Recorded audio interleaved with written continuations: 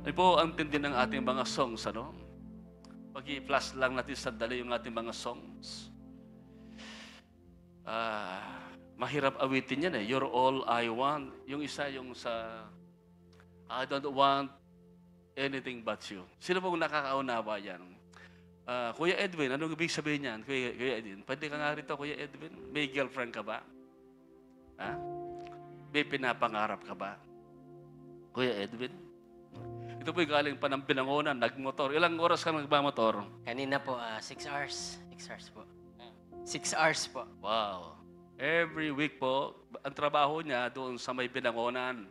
At siya po'y nagpapastor po doon. Nagsisimula pa lang, pero lumalagablab na. Amen. Sa ngayon, Kuya Edwin, ano ba yung I don't want anything but you? Ano yung una ba mo dyan? Ano po, Bishop? Yan po yung marami kang gusto, pero handa mo siyang bitawan. Alang-alang po dyan sa nag-iisa na yan. Kasi po, ako naman po ay hindi na rin pabata. Pero alam ko naman bilang lalaki, bilang binata, nagde-desire naman din po ako, syempre, magka-family rin. Nga po, syempre, girlfriend. Pero papunta sa asawa. Pero alam niyo po, isinintabi ko talaga yon. Kasi po, dahil dito. And may one thing for now, none other than Jesus Christ. Kaya po, sa Kanya tumitibok ang puso ko. Sa Kanya po siya po yung pinakang one thing ko. At kahit may dumating naman, hindi magbabago po yan.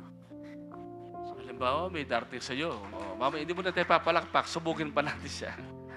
Sakali may dumating, magandang maganda, ang puti, maganda, patay na patay sa'yo. Sabi niya, mayaman naman ako. Iwan mo ang pagpapastor mo. Punta tayo ng Amerika o kaya ng Switzerland, Europe. Doon tayo mabuhay. Sabihin ko lang po sa kanya, sorry. Hindi ako yung taong hinahanap mo. Yan. Thank you, Kuya Edwin, ha? Wow. Ano kang oras ka nakarating dito? Ano po, 2. Umalis ka, anong oras? 8 a.m. Wow, praise God. Thank you, Lord. Nakamotor lang, Pagpare natin, na kahit maglakad lang siya, mula Binangonan, pupunta pa rin dito. Baka pa pupunta rito? Ang layo-layo. Kasi po, ito po yung fireplace ko talaga po. Hindi pwedeng walang apoy sa isang linggo. Lalo't lalo na po na yung mga meetings po with Bishop and the pastors, napakalaga po kasi yung kinukuha nating apoy dito, dinadala natin sa Rizal.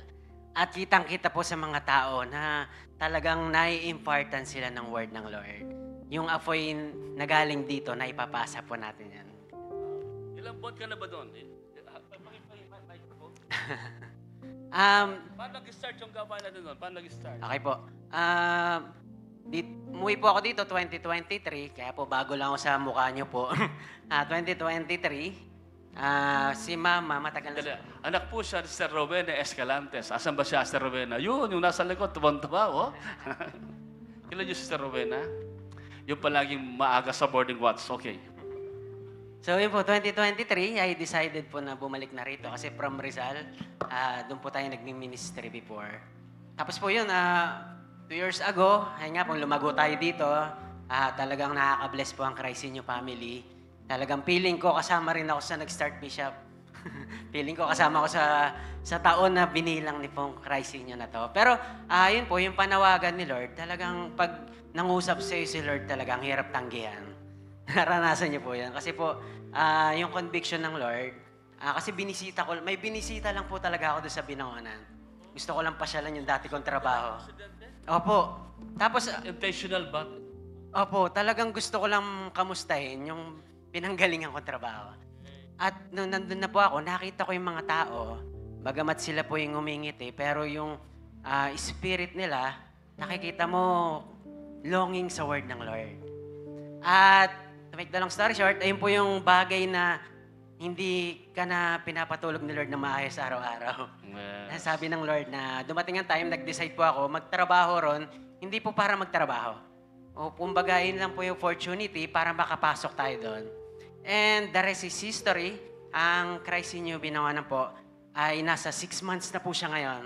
Oy, 6 months praise po. God. Apo. Pwede mag-hi ka. Nanonood ba sila? Apo, nanonood po Yun. sila ngayon. Papag-hi mo sila. Hello po, Crisinyo Binangonan. Kasama natin si Bishop at ang Crisinyo family po.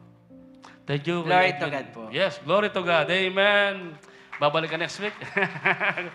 Kahit umuulan, kuminsan naabutan sa ng ulan, no? Thank you, Kuya Edwin. God bless you. Praise God. I don't want anything but you.